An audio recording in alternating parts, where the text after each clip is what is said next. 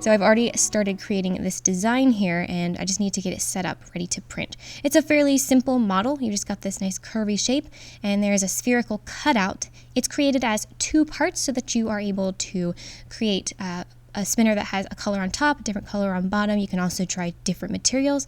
We're going to do that. We're going to see how they work in combination. So these end caps will be glued on after the fact, and the ball will stay in based on the plates being glued together also after they've been post-processed. And the curved edges just make it nice and smooth in the hand. I'm just going to show you how I have the tolerances set up for right now. It is probably going to be a little bit too wide, but I just need to set a base point, and then from there I can just make some little tweaks to the ball portion in there to ensure that it spins properly, not wobbly, but also it doesn't stick. Here's the settings that I found work with Cheetah. The 0.1 layer height gives it a nice smooth finish because we want it to spin smoothly against the other parts, and also it looks pretty nice that way. The shells I've got at 1.8, and then the fill is only 25%. You don't need these to be solid. In fact, it prints out worse if you make it solid. There's just too much filament in there in that small area and ends up getting all globby. Definitely need to make sure you have the cooling fan on for this also. As it's printing out, you can see at the bottom it looks a little bit soft, like it wasn't cooling quite fast enough there, but by the time it gets past that bottom portion, it's actually looking pretty good. We're going to compare it in a second to some other filaments I tried with it, but these look pretty nice. They're quite smooth. They don't really need any post-processing, and they're going to glue together pretty nicely, I think, with the plate parts. You can see here I tried T-Glase for these pieces, and it just got all blobby at the end. It just is too, I don't even know, it just doesn't cool off fast enough, doesn't hold its own. And then the same thing for the Ninja Flex. It did fine towards the bottom, and then it got all gooped at the top. And the Semi-Flex is pretty close, but still it just doesn't have that nice smooth finish all the way around that the Cheetah has. So once you compare it to the other results, this starts looking pretty darn good. We're ready to try printing some plates now. I'm going to print some in Ninja Flex just to see how that looks because I've got a few different colors that I wanted to try. I'm going to still do the 0.1 layer height for the flexible filament parts because I'm not going to be sanding those down. They don't do so well once you sand them unless you're adding an additional finish, which I'm not going to be doing in this case. I've got the same shell thickness. We've got our bed temperature all the way down. We don't want any heat on this because I've got print bite down, and if you turn on the heat, you will never separate those two pieces. I've turned my flow up to 110%. I've just noticed with the flexible filaments that they tend to not quite extrude out quite enough, and you end up with little holes. And we don't really need the cooling fan on this. I first tried printing it out with partial infill, and it left holes at the top. There wasn't enough space to put enough layers to fill those in, so I just switched over to the solid infill for this. It's not a whole lot of additional material, and it looks a whole lot better when you compare those two. It is just, of course, a little bit heavier and also entirely indestructible. Not that we're going to be giving this a strength test, but I do like that filament. The next version, I'm going to try printing in T-Glase. Now, T-Glase is a beautiful filament, but we do need to print it at a larger layer height because we are going to be sanding it down a little bit anyway, and it just helps it to look more translucent when you have it a little bit thicker. I've got my fill just still at 100. Bed temperature, you do have to kick up on this, so I've got it at 80 with a brim on print bite, and that's enough to keep it from lifting at the corners throughout the printing process. And we do still want the cooling fan for this, otherwise it does get quite goopy. And as it prints, you can see the way I'm doing it is still leaving, some print lines in there. But I think that's actually going to look pretty cool later. We're going to try sanding it and finishing it and see how that comes out. But it is a very nice filament. It's kind of fun to watch it print. The brim, just got to rip that off. And then we're going to have to sand down those little edges. I kept forgetting to take off that little internal brim on the cutout there. So you definitely do want to take that out or you're not going to be able to get your ball joint in there. So I'm just going to sand down the edges here with the Dremel, and I'm also, the first time around, I'm going to try sanding the top with the Dremel and see how that comes out. I'm not sure if it will be a nice enough finish, but we'll see. And then I'm going to do just some hand sanding on that, starting with a 220 grit and then switching over to the 400 grit to get that as smooth as possible. And then, of course, make sure all the edges there where we took out that brim are not sharp, so we've got to smooth everything out. And then finally, I'm going to just hit it with a little bit of steel wool. This is just going to give it a little bit of an extra smooth finish. But now we're going to go ahead and spray that with a gloss sealer. I'm using my favorite automotive enamel for this first batch. I really like this finish because it doesn't end up tacky. Sometimes they can end up a little bit tacky if you put them on thick, and I do want a nice thick layer on this because I want it to look sort of like a glowing jewel or something. I found that Gorilla Glue really works for all of these filaments when it's something that's getting, stuck together on a large surface area and isn't going to have any pressure really pulling it apart. The Gorilla Glue works surprisingly well, even with the flexible filaments, which I wouldn't have thought at first, but that's why you got to just try stuff, because you never know. Stuff can take you by surprise sometimes. So I'm gluing together a few different test batches here. I'm trying the flexible filament with T-Glase, flexible filament with each other, just experimenting to see how they turn out. It's just kind of a fun little test project here. With those little caps, you have just very little bit of cleanup to do. Just basically scrape off the last little tail that's left when the nozzle finishes up. And then that's good to go. So just insert the ball between the two layers, stick them together. Now with the Gorilla Glue, I find it's better to let the Gorilla Glue sit for a few minutes after you mist it with a little bit of water. If you let it kind of do its little foaming action first and then stick it together, you get a lot less bleeding over of that glue, because it can be hard to judge how much glue you need with Gorilla Glue because it does expand so much. So by letting it do its expansion first and then sticking it together, I personally haven't noticed any difference in the strength of the joint. It just makes it, stick together better without bleeding out the edges. So that may not be the case if you're trying to get like the maximum strength, but really there's just not going to be a whole lot of pulling away pressure on these little spinners. So now that these caps are dried on properly, we're just going to kind of test these out.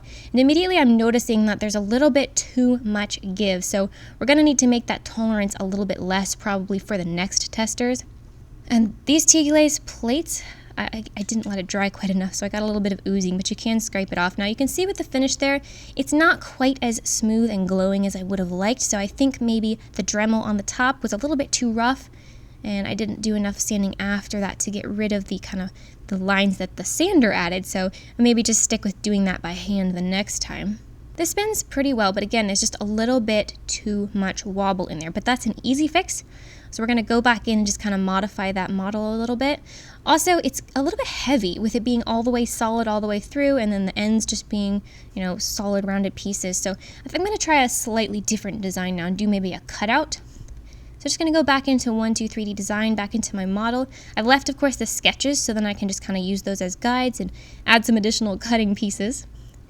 I started out here with a circle cutout, but I think it might end up looking a little bit better with an oval, but let's just kind of see how that looks. We definitely want to round the edges. It just gives it a nicer look. Also, you get a little bit less kind of sharp edges. Sometimes these hard filaments with a straight line, it can actually be just a little bit sharp, and we don't want to have any more sanding to do than necessary. I like these cutouts, but I have an idea because I'm going to do this in T-Glase. I'm thinking maybe just leave a little thin layer there, and that could look pretty cool because at just a couple layers thick, T-Glase is kind of translucent. So I think that might be an interesting effect that I haven't tried before. So let's do that. I'm going to switch it over to kind of an oval cutout and then not bring it all the way through. I'm going to leave maybe 2 or 3 layers worth. You always want to just keep in mind, what your resolution is going to be when you're designing something that's a little bit more specific like that, where the difference between 1 layer or 2 layers can make a difference in whether it's strong enough to stand on its own or just so thick that you lose some of that translucency. I think I'm going to do a little bit less of a curve on that, though. That edge doesn't need to be filleted quite that deeply, because then I'm afraid I'm going to end up with an area that doesn't print well, where it kind of almost comes to a point on top, and I want it to all round out smoothly. So by making it a little bit less of a fillet, it's going to leave enough space for the printer to do one single flat layer on top. So you can see all the different versions of this I've done. I always just kind of leave them in a row like that so I can go back to an earlier version if necessary. And then of course you want to save backups also, because you never know when something could crash or you do something that you can't take back and you need to have a way of recovering your earlier model. So here is how they printed out in the T-Glase. Of course, I still did the brim and whatnot. In comparison to one of the flexible filament ones, you can see it's the same shape and everything. All I did was add a couple of cutouts there. So I still got to clean up these pieces a little bit. It leaves a couple little tails here and there. Just cut those off, and then I'm going to sand down that edge where the brim was again. But this time on top, I'm going to do just hand sanding, because I think it's going to give me a little bit more control over the depth of the sand. I probably don't have quite fine enough a grit on my Dremel right now, so I probably need to get a couple of super fine barrels for that if I want to do it with my Dremel, but the hand sanding is fine for this because it's just a couple of small pieces. I'm going to go in with the steel wool again and just do a final smoothing on that to ensure there's no sharp edges or little stringers or too deep gashes from the sandpaper. In order to spray these nicely, instead of laying them flat, I'm going to attach them to the ends of a couple of paint stirrers with some blue tack. Just stick it on at the back since I'm not spraying the back at this point anyways. That's an excellent way to give yourself a way to hold pieces so that you don't leave fingerprints or have bits getting stuck in it or have them get stuck to the surface that you're spraying on. I'm trying a different gloss with this. I have tried this one before and I wasn't happy with it, but I want to give it another chance. So I'm going to see how this turns out. And I just got to set those up to dry for a while. So they are dry now, and I'm going to just take them off and start assembling this. Now, the finish it's kind of beautiful and luminous the way that those print lines show through once you sand and glossify everything. So I'm pleased with that result. Let's go ahead and get the pieces ready to fully assemble this here.